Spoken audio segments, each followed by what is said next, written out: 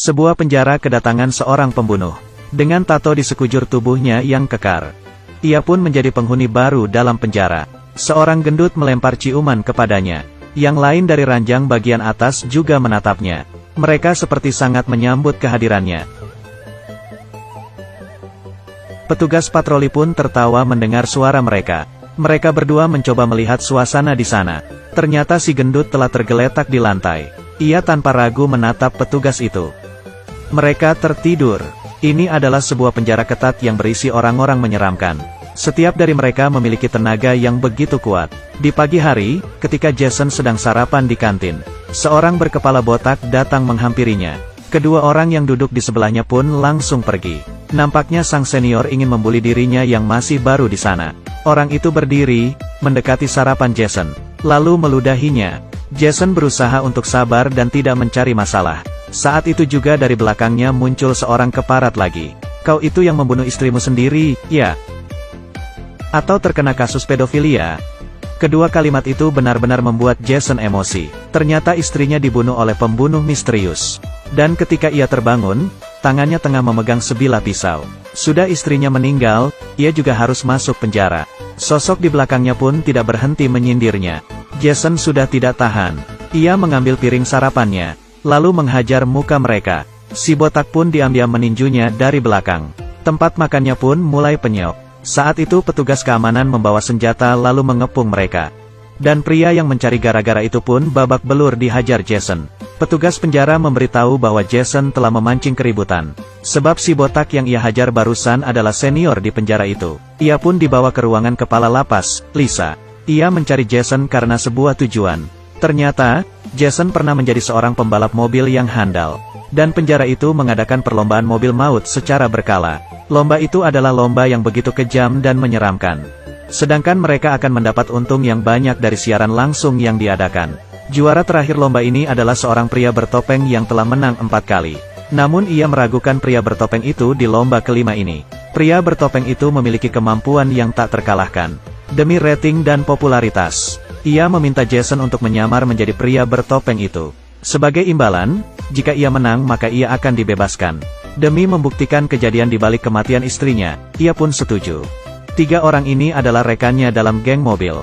Mereka memberitahu peraturan perlombaan, bahwa lomba ini terbagi menjadi 3 babak, dan sebisa mungkin agar mengalahkan semua musuh di 2 babak pertama. Serta bertahan agar tetap hidup sampai akhir. Barulah di babak ketiga menjadi pertarungan sengit sesungguhnya. Saat itu, sekumpulan orang mendatangi mereka, sebut saja si Meriam. Orang itu berkata bahwa sang pria bertopeng telah meninggal di bawah tangan mereka. Namun mereka tidak tahu bahwa pria bertopeng itu sesungguhnya telah berganti orang. Mereka pun membual dan berkata akan membunuhnya. Setelah mereka pergi, petugas penjara datang membawa beberapa orang pidana. Perhatian Jerry pun tertuju pada gelang yang dipakai orang itu. Ternyata ketika istrinya dibunuh, ia melihat si pembunuh mengenakan gelang yang sama. Ia merasa bahwa kematian istrinya ada hubungannya dengan penjara ini. Ia tak sempat berpikir panjang, dan perlombaan pun dimulai. Sekelompok wanita turun dari mobil. Mereka datang ke penjara itu dengan membawa misi masing-masing. Seorang gadis pun naik ke mobil Jason. Jason pun memberitahu gadis itu, bahwa sosok pria bertopeng telah berubah. Ia pun membuka topeng yang ia kenakan. Kamu lebih tampan dari pria sebelumnya. Namun wajahmu akan berubah setelah kecelakaan nanti.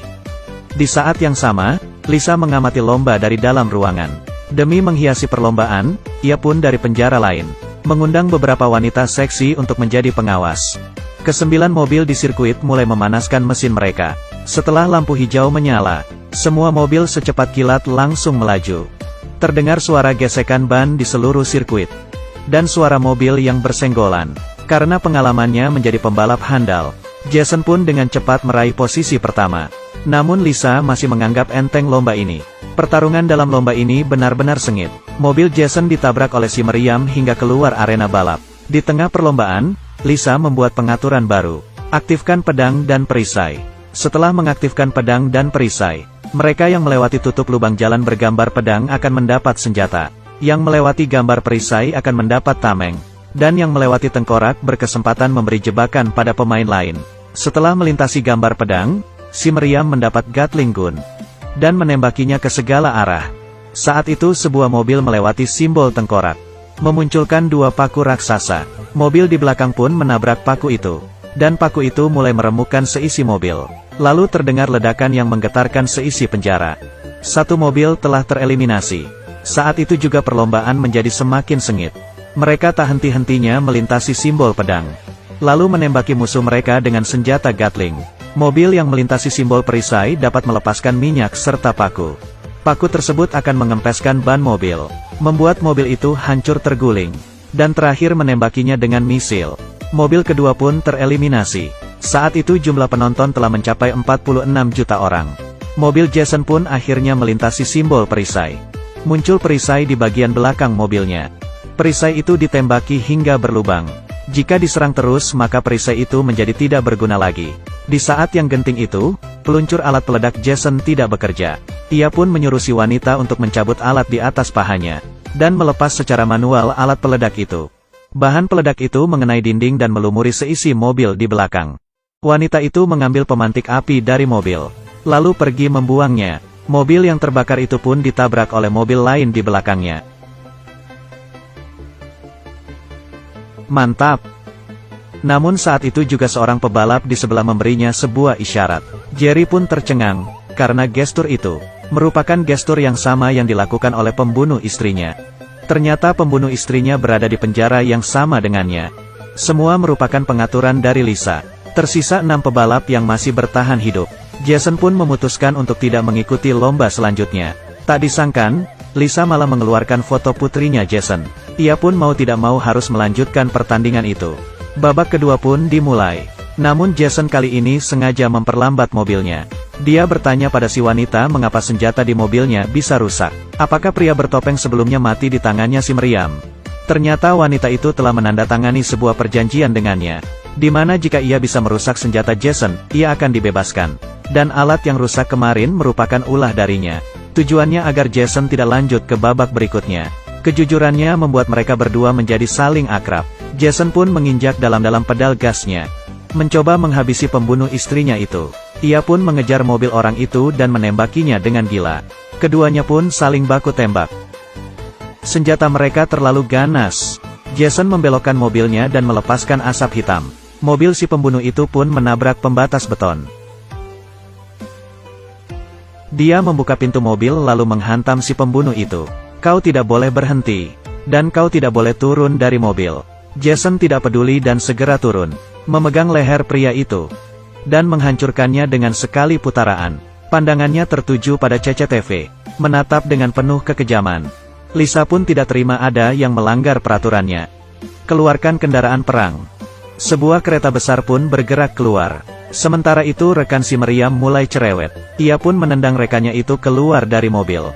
Kereta perang itu pun memasuki arena balapan. Mesin gun di atas kereta itu bisa menembak sebanyak 2000 peluru tiap detiknya. Seketika semua mobil di sana habis ditembak sampai tak berbentuk. Rudal yang ditembak kereta itu dapat membakar habis sebuah mobil dalam sekejap. Ini bukanlah arena balap, tapi sebuah medan perang. Sampai akhirnya tersisalah 2 mobil di arena, yaitu mobil Jason dan mobil si meriam. Mereka berdua menembaki kereta itu dari depan hingga menutupi pandangan pengendaranya. Mereka pun melewati simbol tengkorak. Dan kereta itu pun tertancap di paku raksasa. Api ledakan pun membumbung tinggi ke langit. Lisa sangat geram.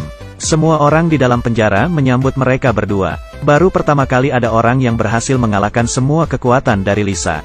Jason dan si meriam pun berteman sejak itu. Besoknya Lisa pun berniat untuk menghabisi Jason. Namun petugasnya berkata itu akan berefek buruk pada acara balap kali ini.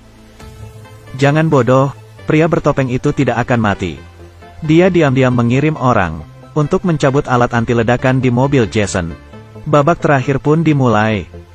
Sekarang hanya tersisa sang pria bertopeng dan si meriam. Malam ini hanya ada satu orang yang keluar hidup-hidup dari arena. Keduanya mobil itu langsung berlari hingga mencapai kecepatan 160 km per jam. Si meriam dari belakang mulai menembaki Jason dengan Gatling gunnya. Jason pun menginjak simbol perisai. Namun senjata di mobilnya tak berfungsi. Tentu saja ini merupakan ulah dari Lisa. Mobil di belakangnya itu terus menembak mobilnya bertubi-tubi. Pelat besi di mobil Jason sedikit lagi akan hancur. Ia pun memutuskan untuk melepaskan pelat besi di mobilnya itu. Apa? Lakukan saja. Pelat besi itu dicabut dan terlempar ke belakang. Tentu saja si meriam sudah siap menghindar. Ia pun menyiapkan senjata terakhirnya. Si meriam melepas rudal di mobilnya. Dan Jason pun menghindar. Tembok penjara itu pun hancur ditembak rudal si meriam.